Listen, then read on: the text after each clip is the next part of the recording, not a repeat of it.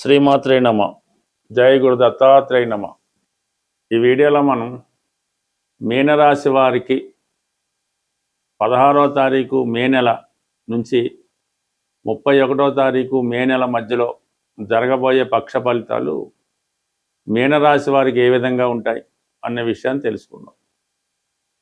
మరి మీనరాశి వారికి రాశ్యాధిపతి గురువు ప్రస్తుతం చతుర్థ స్థానంలో తన ఉచ్చస్థితికి వెళ్ళే ప్రయత్నంలో ఉండడం జరిగింది. అంటే ఇంచుమించుగా జూన్ 1వ తారీఖు నుంచి ఉచ్చలోకి వెళ్ళడం జరుగుతుంది.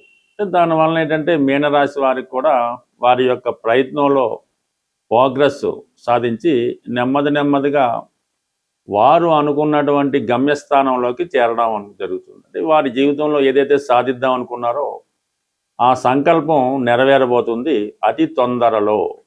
అది ప్రధానంగా వ్యక్తిగతంగా మీ యొక్క సామర్థ్యాన్ని పెంచుకుంటే విద్యార్థులు ఉన్నత విద్యా అవకాశాలు, మరి పండితులు పూర్తి శాస్త్ర పరిజ్ఞానం విద్య కంప్లీట్ చేసుకోవడం, వాళ్ళ బాధ్యతలు పూర్తి చేసుకోవడంలో సక్సెస్ అవుతారు. ఇక దశమాధిపతిగా రెస్పాన్సిబిలిటీసు ఉద్యోగ ప్రయత్నాలు నెరవేరడం జరుగుతుంది. సో ఇది అనుకూలంగా ఉన్నప్పటికీ కూడా రాశి యందు ఉన్నటువంటి శని భగవానుడు మీ ప్రయత్నం అంటే చేసే ప్రయత్నం చేయడంలో చాలా జాప్యం జరుగుతూ ఉంటుంది. ఏదైనా ఒక సంకల్పం నెరవేరాలంటే ప్రయత్నం ఇంపార్టెంట్. జాతకంలో పలానా దశ అంతర్దశ విదేశాల్లో పెళ్ళి జరుగుతుంది, జరగవచ్చు, ఉద్యోగం వస్తుంది, రావచ్చు అని ఉంటుంది. ఏదైనా జాతకుడు ప్రయత్నం చేసినప్పుడే ఆ ప్రయోజనం జాతకుడు పొందగలుగుతాడు. అదే ఈ శనిలాంటి పాపగ్రహాలు రాశిలో ఉన్నప్పుడు ఆ పనులు వాడు పోస్ట్ పోన్ చేస్తుంటాడు. పోస్ట్ పోన్ చేయడంతో మళ్ళీ అది ముందుకి వెళ్ళిపోతుంటాయి, ఆ పనులు జరగవు. కాబట్టి ముందు ఈ మీనరాశి వారు చేయవలసిన పని ఏంటంటే ముందు వారి యొక్క ప్రయత్నాన్ని చేయవలసి ఉంటుంది. అంటే అది వేకువజామునే లేచి మిగతా కార్యక్రమాలు ప్రారంభించుకుంటే అది సక్సెస్ పెరుగుతూ ఉంటుంది అన్నమాట. సక్సెస్ రేటు పెరుగుతూ ఉంటుంది. అందువలన ప్రయత్నం ఇంపార్టెంటు. ఫలితం మాత్రం గ్యారంటీగా, అంటే ఫలితం ఆల్రెడీ వచ్చేసింది కానీ మీరు దానికి అందుకోవడానికి సిద్ధంగా లేరు. ఎప్పటికైనా ప్రయత్నం చేస్తే మంచిది. బట్ ఏదైనా కొన్ని బలహీనతలు, వ్యయంలో ఉన్నటువంటి రాహు మిమ్మల్ని బలహీనతల వైపు లాగుతూ ఉంటుంది. సో మనకి ఇప్పుడు ఇక్కడ ఏదైనా వేరే ఊర్లో మంచి కాలేజీలో సీట్ వచ్చింది, ఇప్పుడు ఉన్నటువంటి ఫ్రెండ్స్ ఏమవుతారు, మళ్ళీ నమ్ముకున్న వాళ్ళు ఏమవుతారు, మనకు ఉన్నటువంటి యాటిట్యూడ్ ఏమవుతుందని ఉద్దేశంతో ఆ వచ్చిన కాలేజీ సీట్ రాకుండా ఏదో ఇక్కడ చదువుకోవచ్చులని వదిలేసుకోవడం జరుగుతుంది. ముందు ఆ బలహీనతలను బయటపడితే మీరు అనుకున్నది సాధించడంలో సక్సెస్ అవుతారు. బట్ ఏదైనా ఈ పక్షం అంతా కూడా చతుర్థ స్థానంలో శుక్రగ్రహ సంచారం, గురుగ్రహ సంచారం, అంటే అష్టమాధిపతి చతుర్థంలో సంచరిస్తూ రాష్ట్రాధిపతితో కలిసి ఉండడం వల్ల స్థానచలనం జరుగుతుంది, ప్లేస్ ఆఫ్ చేంజ్ రావడం జరుగుతుంది. అది కొత్త ఇంట్లో మారచ్చు, కొత్త ఉద్యోగం మారచ్చు, కొత్త ఊరు వెళ్ళొచ్చు. అయితే 2 శుభగ్రహాలు అక్కడ ఉండడం వల్ల ఒక కంఫర్టబుల్ చేంజ్ మీకు రాబోతుంది. ఒక మంచి నేమ్ ఉన్న కాలేజీలో, మంచి హాస్టల్ ఉన్న కాలేజీలో కాలేజీ సీట్ రావడం జరుగుతుంది. సో అది కంప్లీట్గా మీరు మీ సంకల్పం ఉంటేనే అది వస్తుంది. బట్ ఏదైనా ప్రయత్నం చేయండి, కొద్ది రోజుల్లో మంచి మార్పు రాబోతుంది. ఇక ప్రధానంగా కుటుంబ విషయాలు, ఆర్థిక విషయాలు, మరి ధన సమస్యలు, చాలా కాలంగా వేధిస్తున్నటువంటి ఆర్థిక పరమైన సమస్యలు సడన్గా మీకు ఒక కుటుంబానికి ఆర్థిక సంపద, అంటే తండ్రి గారి ద్వారా కానీ, అన్నదమ్ముల వల్ల కానీ, మీ కుటుంబంలో ఒకరికి మంచి ఉద్యోగం రావడం వల్ల కానీ, లేదంటే ఏదైనా ఒక స్థిరాస్తి భూమి లాంటిది అమ్మడం వల్ల మీ ఆర్థిక పరంగా మీ సమస్యలు పరిష్కారం కాబోతున్నాయి. అది మీరు విదేశం వెళ్ళాలన్నా, వివాహం చేసుకొని బయటికి వెళ్ళాలన్నా, ఒక వ్యాపారం చేసుకోవాలన్నా దానికి సమృద్ధిగా ధనం కుటుంబంలోకి రావడం జరిగింది. దాన్ని మీరు ఉపయోగించుకోవాలన్నా కూడా దానికి మీరు రెడీగా ఉంటేనే మీరు ఆ ధనాన్ని, ఆ కుటుంబాన్ని ఉపయోగించగలరు. బట్ ఏదైనా కుటుంబ సంబంధించిన విషయాల్లో కొంత స్ట్రిక్ట్గా ఉన్నప్పుడు కూడా ఆర్థిక పరంగా అనుకూలంగా ఉంటుంది. కుటుంబ సభ్యుల ధన సంపాదన పెరుగుతుంది. అలాగే మీ వాయిస్కి, మీ మాటకి మీ కుటుంబంలో వాల్యూ పెరుగుతూ ఉంటుంది.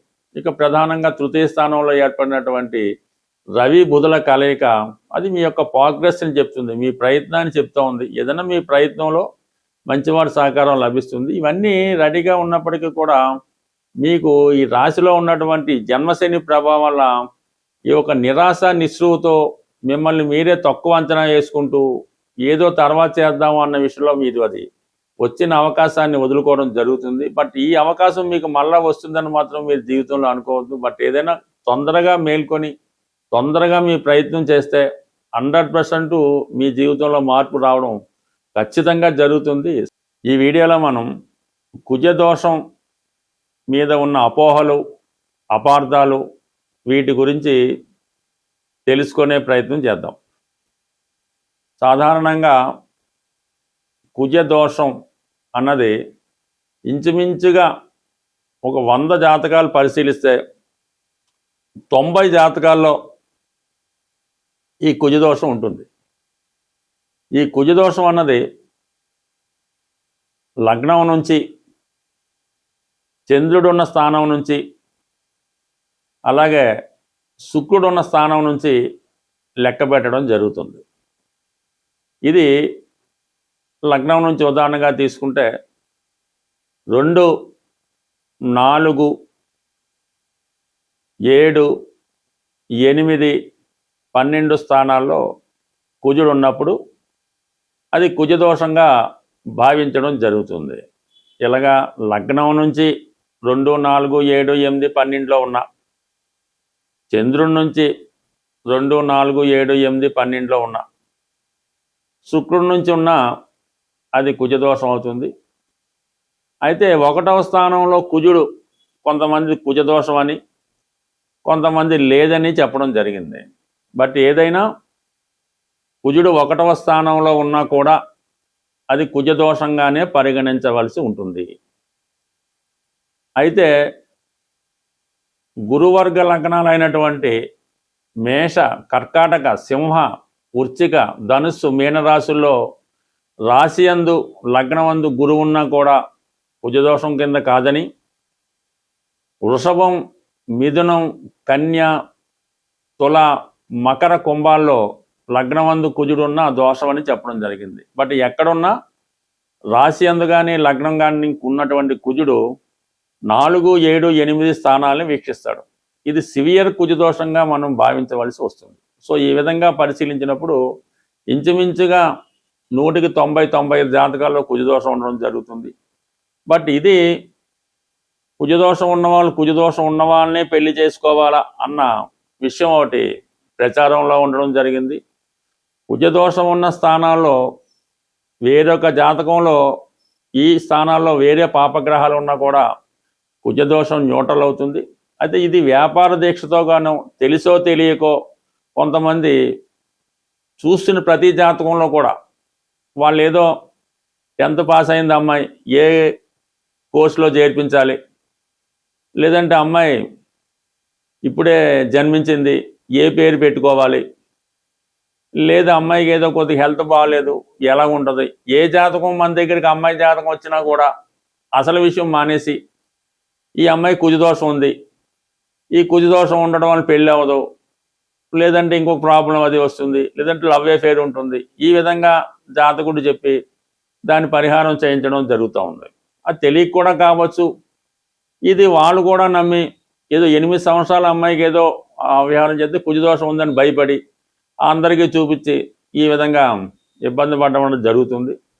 ఈ కుజదోషం ఉన్నవాళ్ళు కుజదోష పరిహారం చేసుకోవలసి వస్తే అది వివాహానికి ముందు, అంటే మనకు ఒక సంబంధం నిర్ణయమైన తర్వాత అబ్బాయి జాతకంలో కుజదోషం లేదు, అమ్మాయి జాతకంలో కుజదోషం ఉన్నది, అప్పుడు వాళ్ళిద్దరికీ పెళ్లి చేయాలనుకున్నప్పుడు అమ్మాయికి కుజదోష పరిహారం చేస్తే అప్పుడు ఆ దోష పరిహారం తర్వాత చేసే పెళ్లి అనుకూలంగా ఉంటుంది. కాబట్టి ఆ విధంగా చేసుకుంటే మంచిది తప్ప అసలు ఏ సంబంధం లేకుండా ముందే పరిహారం చేయించారనుకోండి, అప్పుడు మళ్ళీ కుజదోషం లేని అమ్మాయి మళ్ళీ ఎక్కడ మనం ప్రయత్నం చేస్తాం, అది తప్పు. కాబట్టి కుజదోష పరిహారం అన్నది వివాహానికి ముందు చేయవలసినటువంటి క్రియ. అది అనేక రకాలుగా సాంప్రదాయ వారీగా ఉండడం జరుగుతుంది. బట్ ఈ మధ్యకాలంలో ఒక అమ్మాయికి సాధారణంగా, అంటే ఒక అబ్బాయి అనుకుందాం, ఈ అబ్బాయికి ఏముందంటే యాక్చువల్గా ఏదో ఒక అబ్బాయి జీవితంలో ఒకటే పెళ్లి రాసిపెట్టి ఉంది, కొద్దిగా లేటు, అతనికి ఉద్యోగం లేకపోవడం వల్ల లేదంటే వేరే సాంప్రదాయ వృత్తిలో ఉండడం వల్ల వివాహం లేట్ అవుతుంది. ఎవరో ఒక గుళ్ళో పూజారి చూపిస్తే ఈ అబ్బాయి కుజదోషం ఉంది, పెళ్ళి అవ్వట్లేదంటే సరే ఏంటి పరిష్కారం అంటే ఈ డూప్లికేట్ మ్యారేజ్, ఏదో అరటి చెట్టుతో పెళ్లి చేయలేదు చెప్పారు. ఆ విధంగా వాళ్ళు ఆ పెళ్లి చేశారు. ఉన్నది ఒకే పెళ్లి అబ్బాయి జాతకంలో, ఈ అరటి చెట్టుతో పెళ్లి అయిపోయింది. ఇంకా తర్వాత 10 సంవత్సరాలైనా వివాహం అన్నది అబ్బాయికి కావలేకపోవడం జరుగుతుంది. అందువల్ల తెలిసి తెలియకో కొన్ని పరిహారాలు చేయడం వల్ల వారి జీవితంలో ఈ విధంగా పెళ్లి కాకుండా బ్రహ్మచారిగా ఉండిపోవడం కూడా జరుగుతుంది. కాబట్టి ఈ కుజదోషం గురించి పెద్దగా అపోవలొద్దు. చిన్నపాటి పరిష్కారంతో ఈ సమస్య సాల్వ్ అవుతుంది. ఈ కుజదోషానికి అనేక రకాలుగా ఎగ్జాంపుల్స్ ఉన్నాయి. కొన్ని లగ్నాలకి, కొన్ని రాశులకి, కొన్ని నక్షత్రాలకి కుజదోషం అన్నది ఉండదు. అలాగే కొంత ఏజ్ దాటిన తర్వాత కుజదోషం ఉండదు. గురుదృష్టి ఉంటే కుజదోషం ఉండదు. ఇలాగా కుజదోషం ఒకటైతే 99 రకాలుగా పరిహారం జరుగుతుంది. బట్ ఏదో ముందు జాగ్రత్తగా చేసుకున్నా కూడా అది పెద్దగా ఏమి దానికోసం భయపడి జీవితాలు నాశనం అయిపోయినట్టు ఇబ్బంది పడే పరిస్థితి అయితే లేదు. కేవలం ఇది ఒక అపోహ తప్ప ఇది పెద్ద కొంపలు మునిగిపోయే దోషం అయితే కాదు.